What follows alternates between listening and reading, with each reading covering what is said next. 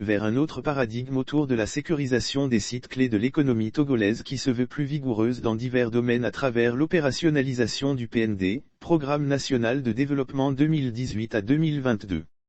C'est ce que laisse croire une communication présentée par le ministre de la Sécurité et de la Protection civile ce 15 septembre 2021.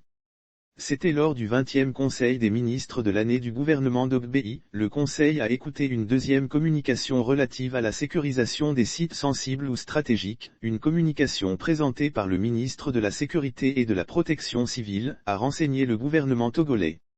Notre pays a engagé des efforts pour la réalisation des infrastructures de développement et l'installation d'unités industrielles de diverses tailles qui doivent bénéficier d'une attention particulière afin de s'assurer qu'aucune menace ne vienne perturber leur fonctionnement, a davantage mis en exergue le GAL de brigade Damamiark, ex-directeur général de la Gendarmerie nationale du Togo.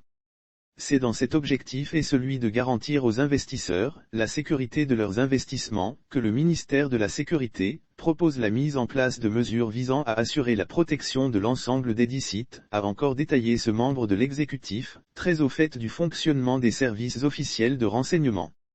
Très concrètement, le sieur Yark souligne que la protection physique de ces sites précités, vitaux pour l'économie nationale, sera confiée exclusivement aux services de sécurité de l'État.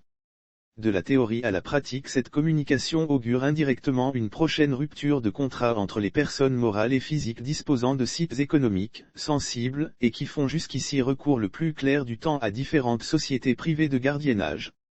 Elles sont rares, les personnes physiques et morales qui font recours, exclusivement aux services de sécurité de l'État, pour diverses fins professionnelles.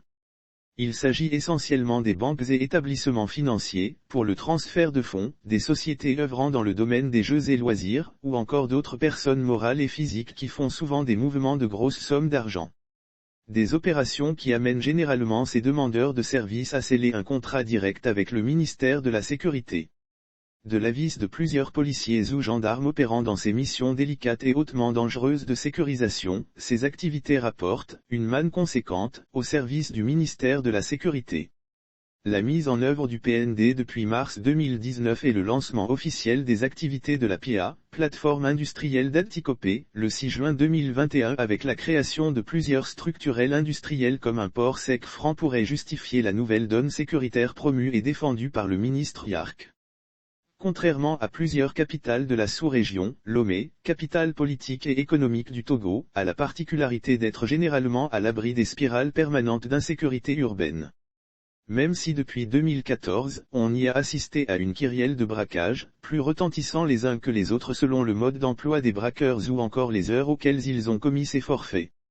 Des éclaircissements officiels sur ce sujet seront vivement attendus par les sociétés privées offrant leurs services en matière de sécurité, car leurs prestations sur des sites sensibles ou relevant de services diplomatiques, d'organisations internationales leur rapportent habituellement de gros revenus.